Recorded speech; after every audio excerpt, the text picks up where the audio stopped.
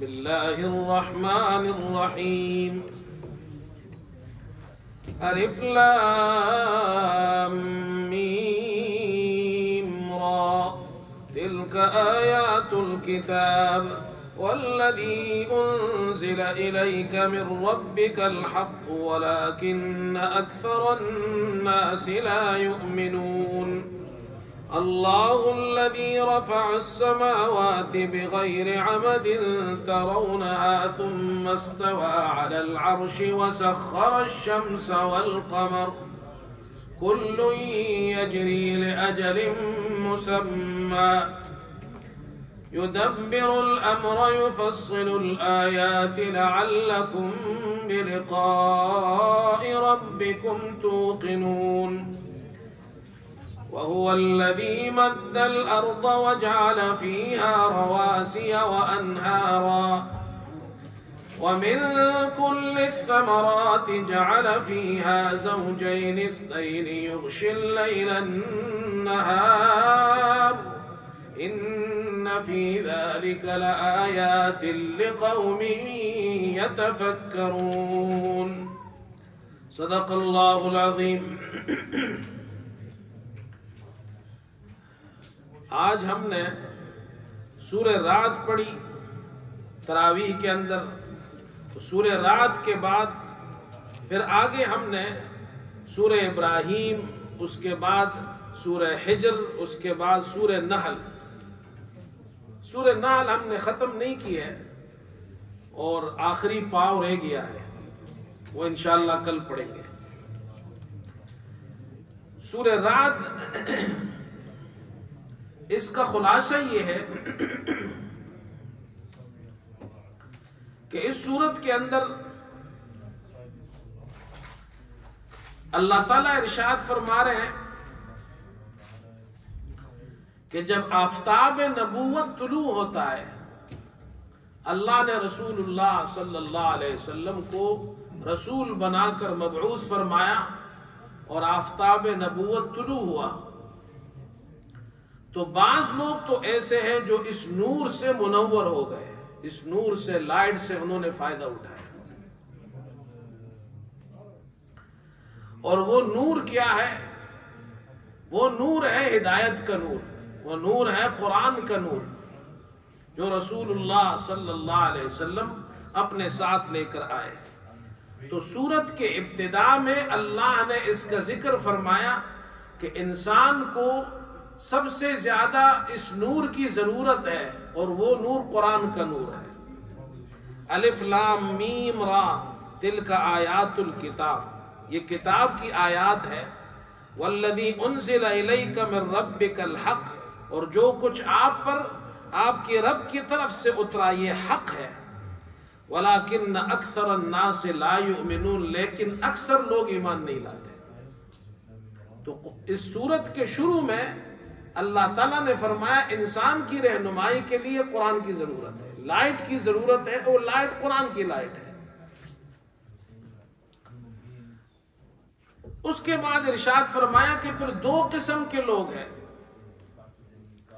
یا دو قسم کی اللہ تعالیٰ کی تدبیرات ہے،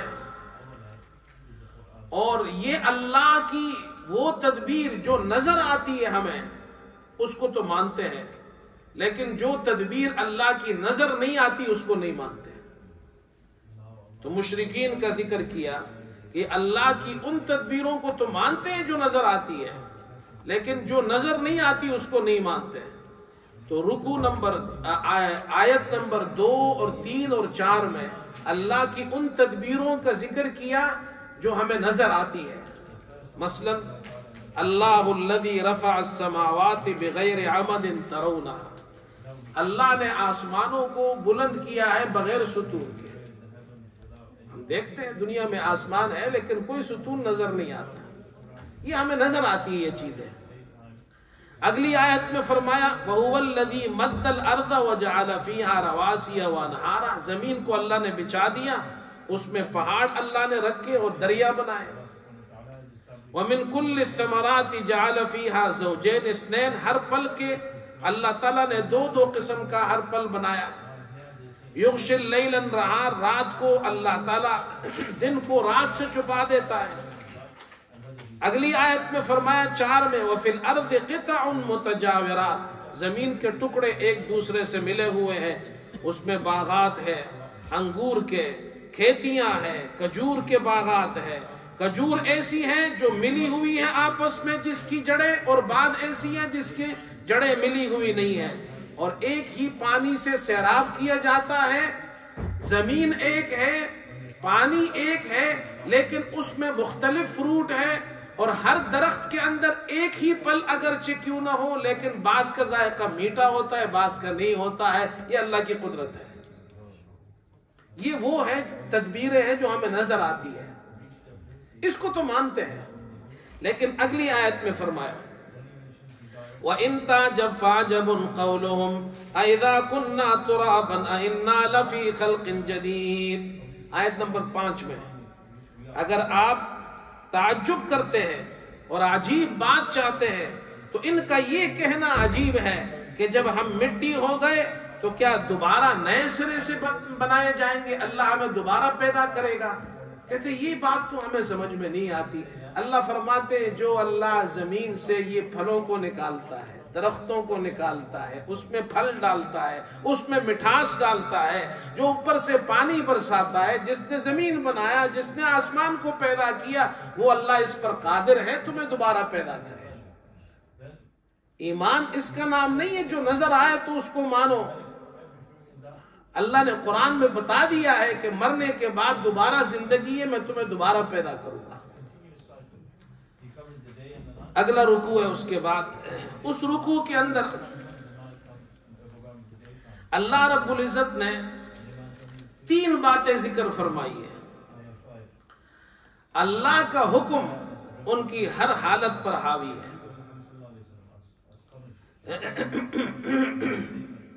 और दूसरी बात, अगर ये इस्लाह नहीं करना चाहते हैं तो अल्लाह भी बेपरवाह है, अल्लाह को कोई जरूरत नहीं है। और तीसरी बात ये फरमाई कि अल्लाह से भलाई की उम्मीद न रखे। तो आयत नंबर 8 में और 9 में इरशाद फरमाया कि अल्लाह का हुक्म उनकी हर हालत पर हावी है।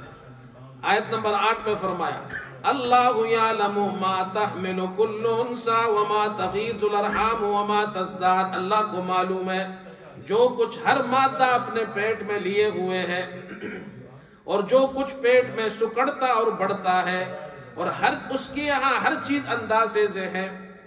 मा तहमिलु कुल्लु उन्सा, इस आयत में 2 बातें अल्लाह ने फरमाई।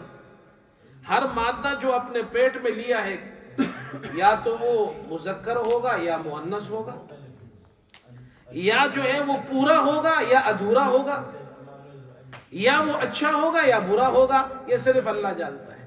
अल्ट्रासाउंड में भी 100% डॉक्टर नहीं बताते कि लड़का है या लड़की है, वो डाउट में होते हैं फिर भी। दूसरी बात, ये अल्ट्रासाउंड एक सबब है, वो अल्ट्रासाउंड मशीन के जरिए देखकर बताते हैं, बगैर मशीन के कोई नहीं जानता, एक अल्लाह जानता है। फिर ये मुज़क्कर और मुअन्नस ये भी अल्लाह जानता है। अल्लाह तो ये भी जानता है पूरा होगा या अधूरा होगा। फिर अल्लाह ये भी जानता है ये आदमी, ये जो बच्चा है अच्छा होगा बुरा होगा।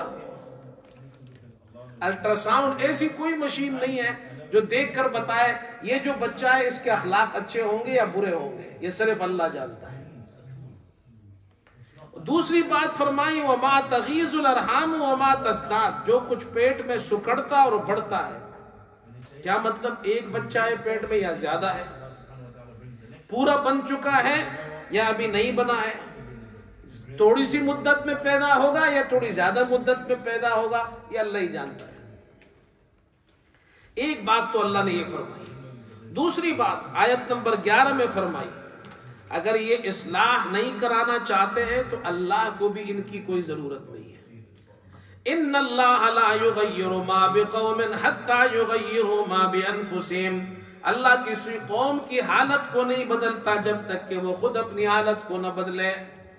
आमतौर पर हमारे लोग इसका तर्जमा और माना कुछ और करते हैं, यानी जो कौम अपने आप को नहीं बदलना चाहे तो अल्लाह नहीं बदलता है, जो कौम अपने आप को तरक्की नहीं देना चाहे तो अल्लाह तरक्की नहीं देता है। ये बात ठीक है, لیکن اس آیت کا یہ ترجمہ نہیں ہے۔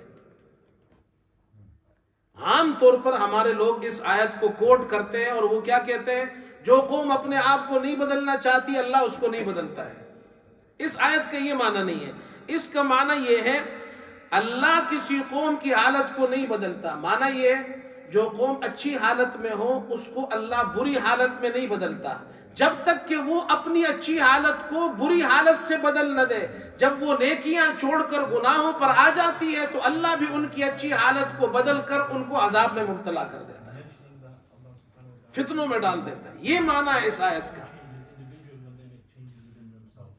یہ معنی اس آیت کا یہ ہے، لیکن ہمارے لوگ اس کا معنی جو کرتے ہیں وہ معنی اس آیت کا نہیں ہے۔ اگرچہ وہ بات ٹھیک ہے کہ جو اپنی حالت نہیں بدلنا چاہتا اللہ بھی ان کی حالت نہیں بدلتا ہے، لیکن آیت کا معنی یہ ہے۔ اور پھر اگلی آیت میں ارشاد فرمایا اگر تم اپنے آپ کو نیکیوں میں نہیں ڈالتے ہو، اللہ کی نہیں مانتے، تو اللہ سے بھی پھر امید نہ رکھو۔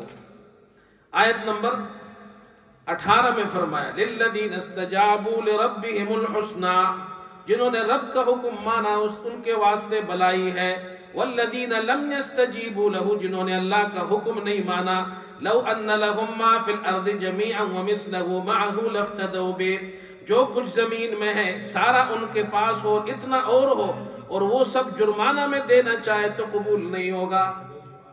پھر آخرت میں پھر اللہ سے امید مت رکھو۔ اگلی آیت ہے، اللہ تعالیٰ فرما رہے ہیں کتاب کو ماننے والے اور نہ ماننے والے یہ دونوں برابر نہیں ہو سکتے۔ آیت نمبر 8 میں، آیت نمبر 19 میں، 19 میں، أَفَمَنْ يَعْلَمُ أَنَّمَا أُنزِلَ إِلَيْكَ مِنْ رَبِّكَ الْحَقُّ كَمَنْ هُوَ أَعْمَى إِنَّمَا يَتَذَكَّرُ أُولُو الْأَلْبَابِ، بھلا وہ شخص جو جانتا ہے کہ آپ کے رب کی طرف سے آپ پر جو کچھ اترا وہ حق ہے، قرآن کو ماننے والا ہے، کمن ہوا اعمیٰ، اس کی طرح ہو سکتا ہے جو اندھا ہے؟ نہیں ہو سکتا۔ تو ماننے والے اور نہ ماننے والے برابر نہیں ہو سکتے۔ اللہ کے یہاں مومن اور غیر مومن دونوں برابر نہیں ہو سکتے۔ پھر اگلی آیت میں اللہ تعالیٰ ارشاد فرما رہے ہیں، اللہ اکبر، اب ان دونوں کے ساتھ بدلہ اللہ کا، ان دونوں کے ساتھ یہ دو قسم کے بندے ہیں، اللہ کا معاملہ مختلف ہوگا۔ پہلے بندے کون ہیں؟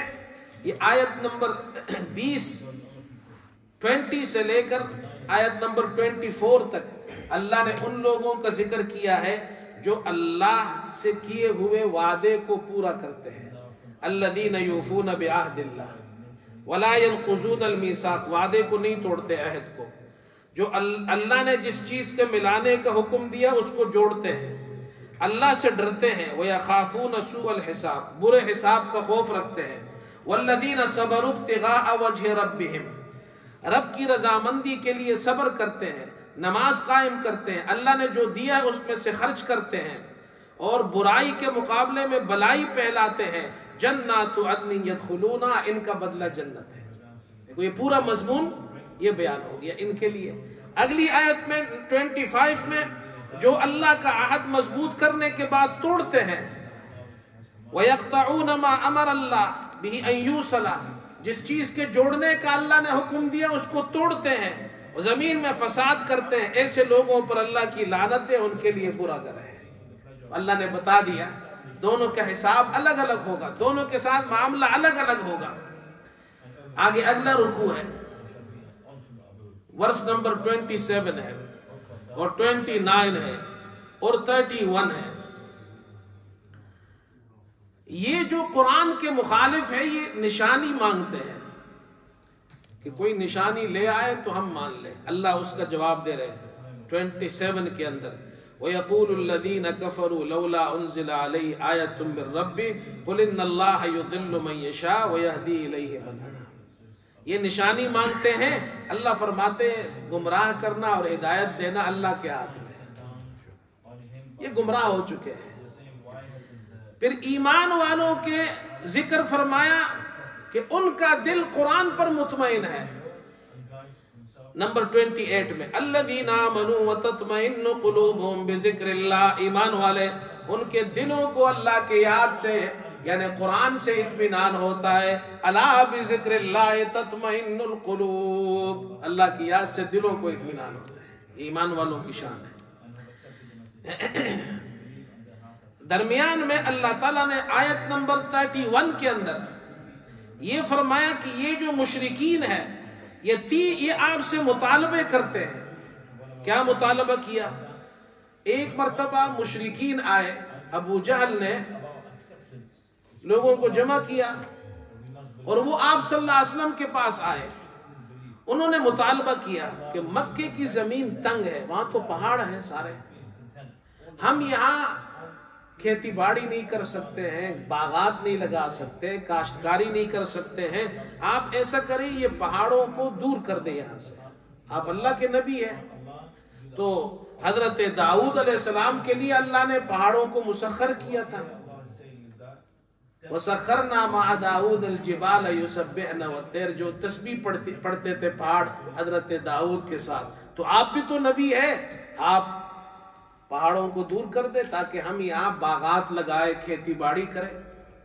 دوسرا مطالبہ یہ کیا کہ حضرت سلیمان کے لیے اللہ نے ہوا کو مسخر کیا تھا، تو آپ بھی ہمارے لیے یہ زمینی جو سفر ہے ہمارا یہ کم کر دے. یمن سے اور شام سے جو ہم سفر کرتے ہیں یہ بڑا دور پڑتا ہے ہمیں، تو نزدیک کر دے اس کو، یہ راستے ہمارے لیے آسان ہو جائے. تیسرا یہ ہے کہ عیسیٰ علیہ السلام نے مردوں کو زندہ کیا تھا، وہ بھی نبی تھے، آپ بھی نبی ہیں. تو آپ ہمارے جد امجد جو ہمارے سب سے بڑے باپ دادا تھے قصی کو زندہ کر دے، ہم ان سے بات کر لیں گے تو آپ مان لیں گے آپ اللہ کے نبی ہیں. اللہ نے اس کا ذکر کیا آیت نمبر 31 میں وَلَوْ أَنَّ قُرْآنًا سُيِّرَتْ بِهِ الْجِبَالِ، اگر کوئی ایسا قرآن نازل ہوتا کہ جس سے پہاڑ چلتے، او قطعت بِهِ الْأَرْض، یا زمین کے ٹکڑے ہو جاتے اور تمہارا سفر قریب ہو جاتا، او كُلِّمَ بِهِ الْمَوْتَى، یا اس سے مردے بول اٹھتے. کیا مطلب؟ آگے جواب محذوف ہے، اس کا ہڈن ہے. مطلب کیا ہے؟ ما آمنو، یہ پھر بھی ایمان نہیں لاتے، یہ پھر بھی ایمان نہیں لاتے، یہ صرف مطالبے کرتے ہیں، ماننے والے لوگ نہیں ہیں. اگلا رکوع ہے اور آیت نمبر 32 میں اللہ تعالیٰ فرما رہے آپ سے پہلے جو انبیاء آئے ہیں ان کا بھی تمسخر کیا گیا، پھر اللہ نے مہلت دی، ان کو پکڑ لیا. وَلَقَدِ اسْتُهْزِئَ بِرُسُلٍ مِّن قَبْلِكَ، آپ سے پہلے رسولوں پر ہنسا گیا، ان کا مذاق اڑایا گیا، ان پر ہنسی کی گئی. فَأَمْلَيْتُ لِلَّذِينَ كَفَرُوا ثُمَّ أَخَذْتُهُمْ، کافروں کو میں نے مہلت دی پھر میں نے عذاب میں پکڑ لیا. لہذا ان کو بھی مہلت ملے گی لیکن آخر کار عذاب میں مبتلا ہوں گے. اگلا رکوع ہے آیت نمبر 38 اور آیت نمبر 40 میں. یہ انہوں نے ایک شبہ کیا کہ انبیاء علیہ السلام اگر یہ اللہ کے نبی ہے محمد صلی اللہ علیہ وسلم تو ان کے بیوی بچے کیوں ہیں؟ یہ تو ہماری طرح انسان ہے. تو اللہ تعالیٰ نے اس کا جواب دیا وَلَقَدْ أَرْسَلْنَا مِن قَبْلِكَ وَلَقَدْ أَرْسَلْنَا رُسُلًا مِن قَبْلِكَ وَجَعَلْنَا لَهُمْ أَزْوَاجًا وَذُرِّيَّةً، آپ سے پہلے اللہ نے جتنے رسول بھیجے سب کی بیویاں بھی تھی اور اولاد بھی تھی، رسولوں کی تھی. اور جتنے رسول آئے ہیں خاص طور پر انبیاء علیہ السلام بنی اسرائیل میں تو حضرت ابراہیم کی اولاد ہے، اور بنی اسماعیل میں محمد صلی اللہ علیہ وسلم بھی حضرت ابراہیم کی اولاد میں سے. پھر آپ سے اللہ تعالیٰ نے فرمایا آیت نمبر 40 کے اندر، اللہ اکبر، وَإِمَّا نُرِيَنَّكَ بَعْضَ الَّذِي نَعِدُهُمْ أَوْ نَتَوَفَّيَنَّكَ فَإِنَّمَا عَلَيْكَ الْبَلَاغُ وَعَلَيْنَا الْحِسَابُ. اللہ نے آیت نمبر 40 میں فرمایا آپ کے ذمہ بلاغ ہے، ہمارے ذمہ حساب ہے. کیا مطلب؟ اے ہمارے نبی آپ کا کام تبلیغ دینا ہے، حساب کرنا ہمارا کام ہے، بس آپ اپنا کام کیجئے، دعوت دیجئے. اس کے بعد سورہ ابراہیم ہے. سورہ ابراہیم میں انبیاء علیہ السلام کی بعثت کا مقصد کیا ہے, اللہ نے انبیاء علیہ السلام کو کیوں بھیجا, حضرت ابراہیم کا ذکر ہے. پہلے رکوع کے اندر اللہ تعالیٰ فرما رہے ہیں محمد صلی اللہ علیہ وسلم اور حضرت موسیٰ علیہ السلام دونوں نبی ہیں, اور دونوں کی بعثت کا مقصد بھی ایک ہے, اور وہ کیا ہے؟ اللہ اکبر. شروع میں فرمایا کتاب انزلناہ الیک لتخرج الناس من الظلمات الی النور, ہم نے یہ کتاب آپ کی طرف نازل کی ہے تاکہ آپ لوگوں کو رب کے حکم سے اندھیروں سے روشنی کی طرف لائیں. تو کتاب اس لیے اتاری گئی ہے لوگ کفر سے شرک سے نکل کر توحید میں آ جائیں.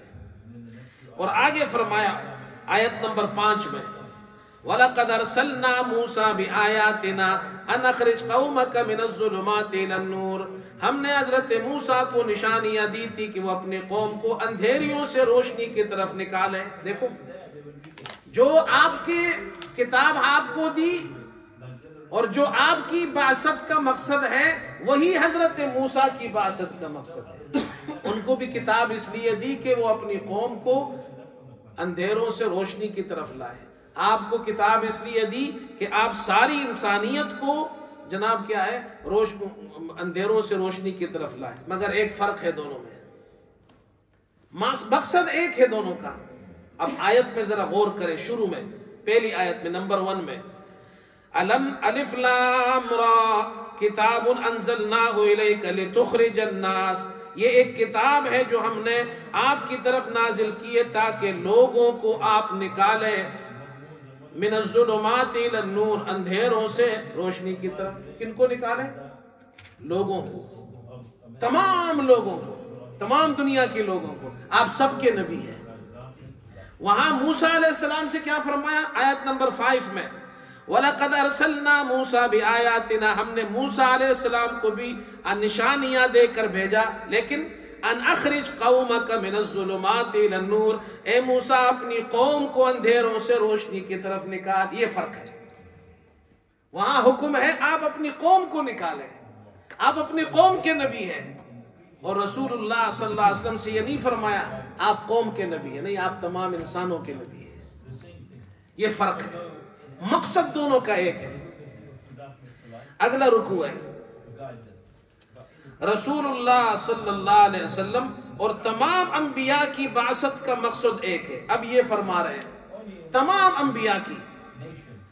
پہلے تو فرمایا حضرت موسیٰ علیہ السلام, اب فرما رہے ہیں تمام انبیاء. آیت نمبر 9 اور 11 میں أَلَمْ يَأْتِكُمْ نَبَأُ الَّذِينَ مِنْ قَبْلِكُمْ قَوْمِ نُوحٍ وَعَادٍ وَثَمُودَ وَالَّذِينَ مِنْ بَعْدِهِمْ لَا يَعْلَمُهُمْ إِلَّا اللَّهُ. قوم نوح, قوم عاد اور قوم ثمود اور جو اس کے بعد ہے اللہ ہی جانتا ہے کتنی قومیں آئی, کتنے انبیاء رسول اللہ نے بھیجے. جاءتهم رسلهم بالبينات, اللہ نے رسولوں کو بھیجا, ان کے پاس رسول آئے واضح نشانیاں لے کر. فردوا ایدیہم فی افواہہم, پھر انہوں نے اپنے ہاتھ اپنے منہ میں لوٹائے, کہا ہم نہیں مانتے ہیں جو تمہیں دے کر بھیجا گیا, ہم اس کا انکار کرتے ہیں. تو رسول پہلے بھی آئے ہیں, انہوں نے بھی دعوت دی ہے, لیکن لوگوں نے جو ان کے قوم کے لوگ تھے انہوں نے رسولوں کی بات نہیں مانی. اور آگے آیت نمبر 11 میں فرمایا 11 میں قالت لهم رسلهم, رسولوں نے اپنی قوم سے کہا ان نحن الا بشر مثلکم, ہم تمہاری طرح بشر ہے. ولكن اللہ یمن علی من یشاء من عباده, اللہ اپنے بندوں میں سے جس پر چاہتا ہے احسان کرتا ہے. اللہ نے ہم پر احسان کیا, ہمیں نبی بنا کر بھیجا ہے. اگلا رکوع ہے, پھر رکوع نمبر 3 مخالفین انبیاء, جو انبیاء کے مخالفین ہیں ان کے جو سردار ہیں وہ ان سے بیزاری کا اعلان کریں گے. یہ اس صورت کے اندر آیت نمبر 21 میں اللہ تعالیٰ فرما ہے قیامت کے دن جو ان کے بڑے بڑے سردار ہیں وہ انکار کریں گے, بیزار ہو جائیں گے.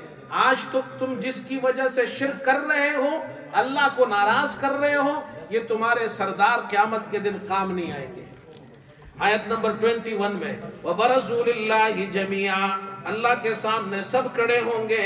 فقال الضعفاء للذین استکبروا، کمزور لوگ متکبروں سے کہیں گے، یہ جو فالوورز ہے یہ اپنے لیڈروں سے کہیں گے، انا کننا لکم تبعا، ہم تو تمہارے فالوور تھے. فَهَلْ أَنْتُمْ مُغْنُونَ عَنَّا مِنْ عَذَابِ اللَّهِ مِنْ شَيْءٍ، ہمیں اللہ کے عذاب سے کچھ بچاؤ گے؟ تو وہ کہیں گے لَوْ هَدَانَ اللَّهُ لَهَدَيْنَاكُمْ، ہم ہدایت پر ہوتے تو ہم تمہیں بھی ہدایت دیتے. سَوَاءٌ عَلَيْنَا جَزِعْنَا أَمْ صَبَرْنَا مَا لَنَا مِن مَّحِيصٍ، برابر ہے، اب ہم چیخیں چلائیں یا صبر کریں بچ نہیں سکتے، نہ تم بچو گے نہ ہم بچیں گے. پھر اگلے رکوع کے اندر فرمایا ان سب کا جو سب سے بڑا لیڈر ہے وہ شیطان ہے، وہ شیطان بھی بیزاری کا اعلان کرے گا. اب یہ سب شیطان کے پاس جائیں گے قیامت کے دن. وقال الشیطان لما قضی الامر ان اللہ وعدکم وعد الحق، شیطان کہے گا اللہ نے وعدہ کیا تھا اور سچا وعدہ کیا تھا دنیا میں اپنے رسولوں کے ذریعے. وَوَعَدْتُكُمْ فَأَخْلَفْتُكُمْ، میں نے وعدہ کیا تھا لیکن میں نے وعدہ خلاف ورزی کی، میں تو جھوٹا تھا. وَمَا كَانَ لِي عَلَيْكُمْ مِنْ سُلْطَانٍ إِلَّا أَنْ دَعَوْتُكُمْ فَاسْتَجَبْتُمْ لِي. وہ کہیں گے تم مجھے کیوں ملامت کرتے ہو، میں نے تو تمہیں صرف دعوت دی تھی، میرے پاس کوئی دلیل نہیں تھی، تم نے میری بات مان لی. فلا تلومونی ولوموا انفسکم، مجھے الزام مت دو، اپنے آپ کو الزام دو. ما انا بمصرخکم وما انتم بمصرخی، نہ تم میرے کام آ سکتے ہو نہ میں تمہارے کام آ سکتا ہوں. اللہ یہ منظر قیامت کے دن ہوگا. پھر آگے اللہ تعالیٰ نے اگلے رکوع کے اندر ذکر فرمایا. اللہ تعالیٰ وہ ان لوگوں کو جو حق کے فالوورز ہیں ان کا ذکر کر رہے ہیں. میرے ان بندوں سے کہہ دو جو اللہ کی مانتے ہیں، حق کو مانتے ہیں. قُلْ لِعِبَادِي الَّذِينَ آمَنُوا يُقِيمُوا الصَّلَاةَ، نماز قائم رکھے، وَيُنْفِقُوا مِمَّا رَزَقْنَاهُمْ، ہمارے دیے ہوئے رزق میں سے انفاق کرے، خرچ کرے. سرًا وعلانیہ، پوشیدہ بھی اور ظاہر بھی. من قبل یاتی یوم، اس دن کے آنے سے پہلے جس میں نہ خرید و فروخت ہوگی، ولا خلال، نہ دوستی ہوگی، کوئی کام نہیں آئے گا. پھر اللہ تعالیٰ ابراہیم علیہ السلام کا ذکر فرما رہے ہیں. دیکھو قرآن ایسا مربوط کلام ہے. شروع میں فرمایا جو حق کے فالوورز ہیں ان سے کہو نماز پڑھے، خرچ کرے. اب اللہ فرما رہے ہیں حق کے فالوورز کون ہیں؟ تو سب سے بہترین مثال اللہ نے حضرت ابراہیم علیہ السلام کی دی کہ وہ حق کے فالوور تھے، حق کو ماننے والے تھے. اور حضرت ابراہیم علیہ السلام اپنی بیوی حضرت ہاجر اور اپنے بیٹے اسماعیل کو لے آئے، جہاں بیت اللہ ہے یہاں خالی جگہ تھی، یہاں لا کر ان کو بسایا. بخاری شریف میں روایت ہے جب جانے لگے تو بیوی نے کہا آپ اللہ کے حکم سے ہمیں چھوڑ کر جا رہے ہیں؟ آپ نے اس سر سے اشارہ کیا، ہاں اللہ کے حکم سے چھوڑ کر جا رہا ہوں. تو بیوی نے کہا اللہ نے اگر آپ کو حکم دیا ہے کہ ہمیں اس بیابان جنگل میں چھوڑو تو پھر آپ کی ضرورت ہمیں نہیں ہے، اللہ ہی ہماری حفاظت کرے گا. وہاں ابراہیم علیہ السلام نے دعا کی رب اجعل ھذا البلد آمنا، اس کو امن والا شہر بنا، واجنبنی وبنی ان نعبد الاصنام، مجھے اور میری اولاد کو بت پرستی سے بچا. حضرت ابراہیم علیہ السلام اپنے لیے کہہ رہے یا اللہ مجھے بھی بت پرستی سے بچا، حالانکہ وہ تو نبی ہے، معصوم ہے. نبی تو معصوم ہوتا ہے، لیکن یہ دعا کے آداب ہے، دعا کے آداب ہے. دعا صرف دوسروں کے لیے نہیں مانگی جاتی، اپنے لیے بھی مانگی جاتی ہے. اس لیے ابراہیم علیہ السلام پہلے اپنے لیے مانگ رہے ہیں اللہ مجھے بھی بت پرستی سے بچا، میری اولاد کو بھی بت پرستی سے بچا. کوئی بھی انسان ایسا نہیں ہے جس کو دعا کی ضرورت نہیں ہے. اس لیے دعا کے آداب یہ پہلے اپنے لیے مانگے پھر دوسروں کے. پھر دعا کی رب انی اسکنت من ذریتی، اے اللہ میں اپنی کچھ اولاد کو اس جگہ بواد غیر ذی زرع، ایسی وادی میں چھوڑ کر جا رہا ہوں جہاں کوئی کہتی نہیں ہے، عند بیتک المحرم، تیرے عزت والے گھر کے پاس. रब्बना लियुकीमुस्सलाह, इसलिए कि ताकि ये नमाज कायम करे। फजल फिदतम मिनन नास तहवी इलैहिम, लोगों के दिल इनके तरफ माइल कर दे, इसलिए कि ये तुम मेरी बीवी है, बच्चा है, अकेले हैं, कुछ लोग इधर आ जाए रहेंगे तो ये लोग भी इनके साथ रहें, लोगों के दिल माइल कर दे। तो हजरत आपने वाकया सुना है, अल्लाह ने वहां से एक पानी का एक नहर वहां से निकाली जिसको जमजम कहते हैं। हजरत हाजर वो पहाड़ों के दरमियान उन्होंने दौड़ लगाई, वापस आई तो देखा पानी निकला है, तो उसकी मुंडेर बनाई। रिवायात में आता है हजरत हाजर अगर उसको मुंडेर न बनाती तो ये पानी पूरी दुनिया में फैल जाता। आज तक वो पानी चल रहा है। अल्लाह अकबर। एक कबीला है जुरहुम कबीला, ये वहां से गुजर रहा था, उनको कोई जगह चाहिए थी जहां अपने ठहरने की जगह बनाए। इन्होंने देखा परिंदे हैं, समझ गए यहां पानी है, जाकर देखा तो एक औरत है और बच्चा है और पानी है। कहा कि अगर आपकी इजाजत हो तो हम भी यहाँ ठहर जाए, हम भी जगह ढूंढ रहे हैं। उन्होंने कहा इससे और अच्छी बात और क्या होगी। अल्लाह ने वहां एक गांव बना दिया और हजरत इस्माइल अलैहिस्सलाम ने वहीं बड़े होकर वहीं बड़े हुए, वहीं शादी की, आपकी नस्ल भी वहीं से चली, अरब वहां से शुरू हुए, हजरत इस्माइल की औलाद। इसलिए हजरत इस्माइल की अम्मा को कहते हैं उम्मुल अरब। क्या कहते हैं? अरबों की अम्मा। मिस्र में अभी भी एक जगह है जिसका नाम है उम्मुल अरब, इसलिए कि हजरत इस्माइल की अम्मा मिस्र की थी। मिस्र के बादशाह ने हजरत इब्राहिम को दी थी जब वहां से वो आ रहे थे।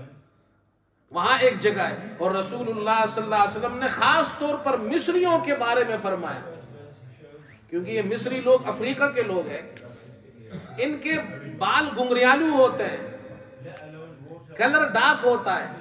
आप सल्लल्लाहु अलैहि वसल्लम ने फरमाया ये जो सियाह फाम और गुंगरियालू बालों वाले लोग हैं, इनका ख्याल रखना, इनका इकराम करना।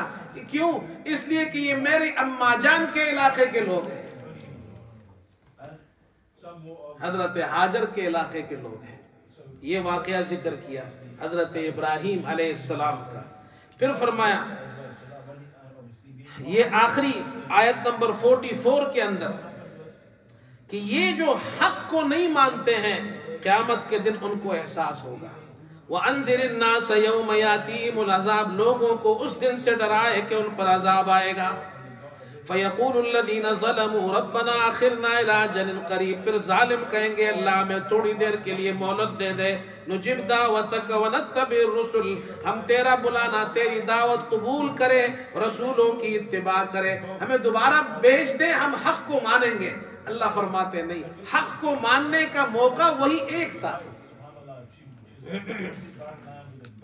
अगली सूरत है सूरह हिज्र।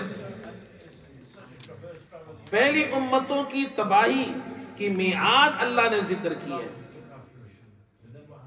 कि गुज़श्ता जो उम्मतें हैं अल्लाह उनको मोहलत दी, जो उन्होंने नहीं मानी अल्लाह की बात, रसूल की बात, हक को नहीं माना, तो अल्लाह ने एक मोहलत दी, फिर अल्लाह का अजाब आया।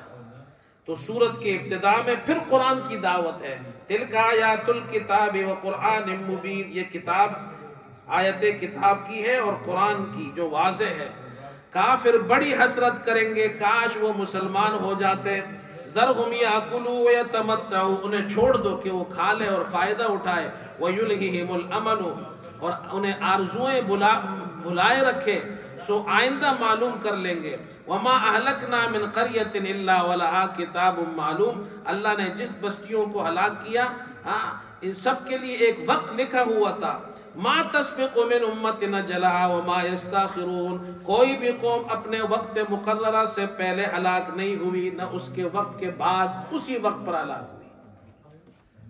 अल्लाह के अजाब का वक्त है, लेकिन अल्लाह पहले मोहलत देता है। फिर फरमाया इन्ना नहनु नज़्ज़लना ज़िक्र व इन्ना लहु लहाफ़िज़ून, ये मत समझो अल्लाह को तुम्हारी जरूरत है, अल्लाह ने कुरान नाजिल किया और कुरान की हिफाजत करने वाले भी अल्लाह ही है। आज दुनिया में कितने हाफिज हैं? लाखों की तादाद में। इससे अंदाजा लगाए सिर्फ पाकिस्तान के अंदर وفاق المدارس مدارس کا بورڈ ہے، اس بورڈ میں 20,000 سے زائد مدارس اور جامعات ہیں، more than 20,000 مدارس اس میں اس بورڈ کے اندر ہے، اور 3 ملین سے زیادہ طالب علم پڑھتے ہیں، اور ہر سال 1 لاکھ سے زیادہ، ہر سال ایوری ایئر 1 لاکھ سے زیادہ بچے حافظ بنتے ہیں۔ اللہ نے اپنے قرآن کی ایسی حفاظت کی ہے، تو اللہ نے یہ دلوں میں، اور یہ قرآن کوئی نہیں مٹا سکتا۔ میں ساؤتھ افریقہ گیا ہوں، کیپ ٹاؤن میں، وہاں جب پہلے یہ ڈچ کی حکومت تھی اور یہ فرینچ غالباً یہ تھے، تو اس وقت یہ انڈونیشیا کے لوگ آئے تھے وہاں، ان کو غلام بنا کر لایا گیا تھا، اور وہ مسلمان تھے اور کچھ بھی نہیں تھا ان کے پاس، قرآن کوئی چیز کتاب نہیں تھی، وہ سب ان سے لے لی گئی، لیکن ان میں جو حافظ تھے ان حافظوں نے اپنے ہاتھ سے وہ قرآن لکھا۔ آج بھی کیپ ٹاؤن کے اندر وہاں پر ان کے ہاتھوں کے لکھے ہوئے قرآن کے نسخے موجود ہیں۔ قرآن کو کون مٹا سکتا ہے؟ سینے میں اللہ نے، بچے چھوٹے چھوٹے بچے ہوتے ہیں ان کے سینے میں محفوظ ہے قرآن۔ پھر اللہ تعالیٰ نے فرمایا دیکھو جس طرح تمہاری جسمانی غذا کی تمہیں ضرورت ہے، روحانی غذا کی بھی ضرورت ہے، اگلے رکوع میں، اور قرآن تمہاری روحانی غذا ہے۔ اگر تمہارے بچے کو، تمہیں مسلمانوں کو روحانی غذا نہیں ملے گی تو تمہاری روح مردہ ہو جائے گی۔ تو اللہ تعالیٰ نے دونوں غذاؤں کا ذکر کیا، جسمانی غذا کا بھی ذکر کیا اور روحانی غذا کا بھی ذکر کیا۔ سب سے پہلے اللہ نے روحانی غذا کا ذکر کیا کہ یہ قرآن ہے، اور یہ قرآن ایسی غذا ہے جو ہم نے اوپر سے بھیجی ہے کہ شیطانوں سے ہم نے اس کو محفوظ رکھا ہے۔ وَلَقَدْ جَعَلْنَا فِي السَّمَاءِ بُرُوجًا وَزَيَّنَّاهَا لِلنَّاظِرِينَ، آیت نمبر 16 میں، 17 میں اور 18 میں، کہ جو وہی فرشتہ لے کر آتا تھا جبرائیل علیہ السلام محمد صلی اللہ علیہ وسلم پر، تو شیطان سے اللہ نے اس وحی کو محفوظ رکھا۔ اگر کوئی شیطان چوری کرنے کی کوشش کرتا تو ایک چمکتا ہوا انگارہ شہاب ثاقب اس کو لگتا اور شیطان کو بسم کر دیتا۔ تمہاری روحانی غذا کے لیے اللہ نے ایسا پروٹیکشن کیا ہے آسمان اور زمین کے درمیان۔ پھر آگے وَالْأَرْضَ مَدَدْنَاهَا وَأَلْقَيْنَا، آیت نمبر 19، آیت نمبر 20 اس میں، اور آگے آیت نمبر 21، 22، یہاں اللہ نے جسمانی غذا کا ذکر کیا کہ اللہ نے تمہارے لیے روزی کے اسباب بنا دیے ہیں، دونوں غذاؤں کو ذکر کیا۔ پھر آگے فرمایا اگر قرآن کی تعلیم اس قوم کے پاس نہ ہوتی تو تمہیں شیطان گمراہ کر دیتا اور تمہارا ٹھکانہ جہنم ہو جاتا۔ تو آیت نمبر 26 سے لے کر 39 تک اللہ تعالیٰ نے ذکر فرمایا کہ انسان کے اندر ایک کمزوری ہے جو فطری کمزوری ہے، اور وہ کمزوری یہ ہے کہ اگر یہ قرآن کو اپنی تعلیم حاصل نہیں کرتے تو شیطان ان کو گمراہ کر دیتا۔ وَلَقَدْ خَلَقْنَا الْإِنسَانَ مِنْ صَلْصَالٍ مِنْ حَمَإٍ مَسْنُونٍ، ہم نے انسان کو مٹی سے پیدا کیا۔ کیسی مٹی سے؟ مِنْ صَلْصَالٍ مِنْ حَمَإٍ مَسْنُونٍ، بجتی ہوئی مٹی سے جو سڑے ہوئے گارے سے بنی تھی، سڑے ہوئے گارے سے، اور وہ گارا خشک ہوا۔ جب مٹی اور پانی کو اکٹھا کرو اور وہ خشک ہو جائے تو پھر اس پہ اس طرح مارو کوئی چیز تو وہ بجتی ہے، اس میں سے آواز نکلتا ہے۔ اور پھر فرمایا آگے انسان کی تخلیق کا ذکر کیا اور شیطان کا بھی ذکر کیا، اور شیطان نے یہ کہا تھا رب بما اغویتنی لأزینن لهم فی الارض ولأغوینہم اجمعین، میں انہیں گناہوں میں گناہ ان کے لیے مزین کر دوں گا زمین میں، اور ان سب کو گمراہ کر دوں گا، مگر جو ان میں مخلص بندے ہوں گے، خالص مسلمان ایمان والے ہوں گے، وہ گمراہ نہیں ہوں گے، باقیوں کو میں گمراہ کر دوں گا۔ اللہ نے فرمایا ان عبادی لیس لک علیہم سلطان، الا من اتبعك من الغاوین وان جہنم لموعدهم اجمعین، جو بھی تیری اتباع کرے گا تو وہ گمراہ ہو جائے گا اور جہنم ان کا ٹھکانہ ہوگا، اور جہنم کے 7 دروازے ہیں، اللہ نے اس کا بھی ذکر فرمایا۔ پھر اگلا رکوع ہے، اور قرآن کی تعلیم اگر تم نے حاصل کی تو جنت تمہیں ملے گی۔ ان المتقین فی جنات وعیون 45 میں، ادخلوها بسلام آمنین 46 میں، ان باغوں میں سلامتی اور امن سے جا کر رہو 47 میں، وَنَزَعْنَا مَا فِي صُدُورِهِم مِّن غِلٍّ إِخْوَانًا عَلَىٰ سُرُرٍ مُتَقَابِلِينَ، ان کے دلوں میں جو بھی کینہ تھا دنیا میں اللہ دور کر دے گا، جنت میں سب بھائی بھائی ہوں گے، جتنی دشمنیاں ہیں یہ سب ختم ہو جائے گی، تختوں پر آمنے سامنے بیٹھے ہوں گے۔ یہ جنت کا ذکر کیا۔ اگلے رکوع میں جنہوں نے حق کو نہیں مانا ان پر اللہ کا عذاب آیا، یہ تذکیر بھی ایام اللہ ہے، اور حضرت لوط علیہ السلام کی قوم کا ذکر کیا، یہ ہم پہلے پڑھ چکے ہیں، آیت نمبر 61 یہاں سے شروع کیا۔ اس کے بعد حضرت شعیب علیہ السلام کا ذکر کیا 78 میں، اور اس کے بعد پھر اگلا رکوع ہے، مختلف انبیاء کا ذکر کیا، اور آخری رکوع کے اندر اب رسول اللہ صلی اللہ علیہ وسلم سے اللہ فرما رہے اگر یہ بات نہیں مانتے تو آپ ان سے الگ ہو جائیے۔ 85 کے اندر وَمَا خَلَقْنَا السَّمَاوَاتِ وَالْأَرْضَ وَمَا بَيْنَهُمَا إِلَّا بِالْحَقِّ وَإِنَّ السَّاعَةَ لَآتِيَةٌ فَاصْفَحِ الصَّفْحَ الْجَمِيلَ، قیامت ضرور آنے والی ہے، آپ ان سے الگ ہو جائیے۔ پھر قرآن کو مضبوطی سے پکڑیے، آیت نمبر 87 میں وَلَقَدْ آتَيْنَاكَ سَبْعًا مِّنَ الْمَثَانِي وَالْقُرْآنِ الْعَظِيمِ، یہ 7 آیتیں سورہ فاتحہ کی جو ہم نے آپ کو دی ہے، جو بار بار پڑھی جاتی ہے، اور قرآن عظیم ہم نے آپ کو دیا ہے۔ اور 95 میں فرمایا اِنَّا كَفَيْنَاكَ الْمُسْتَهْزِئِينَ، یہ جو آپ پر ہنسی کرتے ہیں، تمسخر مذاق اڑاتے ہیں، ان کے لیے ہم کافی ہیں، آپ ان کی فکر نہ کریں۔ اس کے بعد سورہ نحل ہے، بس اس کو بھی آپ ختم کرتے ہیں انشاءاللہ، پھر کل پڑھیں گے سورہ نحل۔ اللہ تعالی عمل کی توفیق عطا فرمائے۔ اللہم انا نسألک الہدى والتقى والعفاف والغنى، نسألک من خیر ما سألک منہ نبیک محمد صلی اللہ علیہ وسلم، ونعوذ بک من شر ما استعاذک منہ نبیک محمد صلی اللہ علیہ وسلم، وأنت المستعان وعليك البلاغ ولا حول ولا قوة إلا بالله العلي العظيم برحمتك يا رب۔